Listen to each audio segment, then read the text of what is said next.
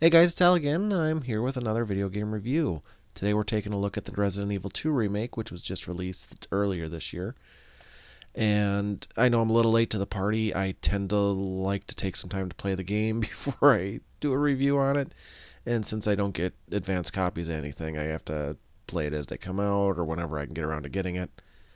I got this one on release, and I've played through Claire A, Leon A, and Leon B. I haven't played through Claire B yet. That's where all of the gameplay is going to be taken that you'll see in this review. So there won't really be any major spoilers in that, I don't think, in anything I showed. But that's what we're doing today. So let's get right into the game. Let's get this out of the way first. This game does look amazing. The only real graphical issues I've noticed throughout the entire game is there's the occasional place where the lip sync might be a little off. It's not terribly noticeable. You have to be looking really close. And there will be some times where there'll be a zombie head that's just, it's almost like it's on backwards. It's just, wouldn't be possible for any zombie to still be moving, at least not moving its body at that point, because, the head and the spine still have to be connected for most zombies to move, at least in this universe. So yeah, that's about all I found on graphical issues. It does look amazing. It is very gory in some spots. You can dismember zombies. But we'll talk about that a little more when we talk about gameplay. So the audio in the game. The voice acting is pretty much spot on. I'm not going to lie, it took me a little bit to get used to Leon's new voice, but other than that, I didn't have any problem with any of the voices. Nobody sounded like they were out of place. There is one character that occasionally sounds a little off. That's Annette Birkin. I suppose that's a minor spoiler, but if you played the original, the fact that she's in there isn't going to be a big spoiler at all. So she occasionally seems off. Her facials are the ones that are occasionally off too. So there is that, but otherwise, voice acting's good. The soundtrack, I would say it's not quite as good as the sound in the original. But if you're okay with microtransactions, you can purchase the original soundtrack, and I believe patch that in so that you can play with the original soundtrack in the game, which is something that I'm debating doing because I'd actually like to do that. I think that'd be kind of cool. But other than that, yeah, it's the sound's all serviceable. It all works really well, and everything fits. So let's talk about the story for a second. If you've played the original Resident Evil 2 for the PlayStation, you know what the story's going to be. There are a couple little changes, as this is an alternate retelling. There are a couple of new areas you'll visit that you didn't visit in the original. And there are a couple areas that are cut out. A couple enemies or types are switched up. But all in all, it's the same story. So if you like the original Resident Evil 2 story, you'll like the alternate retelling most likely. If you didn't like it, you're probably not going to get much more out of it. Unless you like watching all awkward flirting like is happening on the screen right now. So, yeah, I like the story. I think it's good. But I can definitely see where it wouldn't be for everybody. And it does have its minor flaws, which we'll talk about here in just a second. All right, let's talk about the gameplay.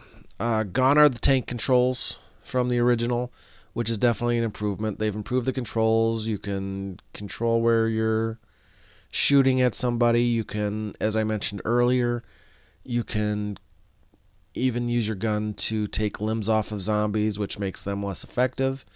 They are still very hard to kill, so a headshot does not automatically kill them. But yeah, it's, as you can see, no more tank controls, or you're a lot easier to maneuver. I messed up with that zombie right there. I got too close to it. Thought I could sneak by and I couldn't. But yeah, the gameplay is much improved over the original. It plays like a, like a basic third-person shooter. But that being said, that's not necessarily a bad thing. There's solid controls. Everything's very fluid and intuitive. I haven't had any issues with any gameplay as far as controlling the character. The only place I've really ever had any issues with this game is in some of the mechanics. Now, when I say mechanics, I mean the difference between the scenario A and the scenario B. In the original game, things you did in the first scenario directly affected things that happened in the second. That, regrettably, is not the case here. The second scenario is more or less a shortened version of the original story. It's a shortened version of the scenario A where you enter the police station from a different angle, and apparently like an hour later or something. So that's all it is. There's no choice that's going to affect the other player. When Leon, say, lowers a bridge, it doesn't mean it's going to be lowered when Claire walks by it, or vice versa. Where there were cases, I believe, in the original game where if you took a weapon as Leon or Claire, when you went through in the second thing with Leon or Claire, that weapon would not be there because the other character already had it, which added a little depth to it, and that's not there in this. That's really my only issue with the game, and it leads to some inconsistencies. There's a part in Claire's scenario A where a character seemingly dies right in front of you. But in Leon B, you get into the game past the point where that would have happened, and that character's still around. So they don't exactly sync up the best in that aspect. I wish they'd done a better job with it. But that being said, that's really the only gripe I can come up with, are those two things. Otherwise, this game is great.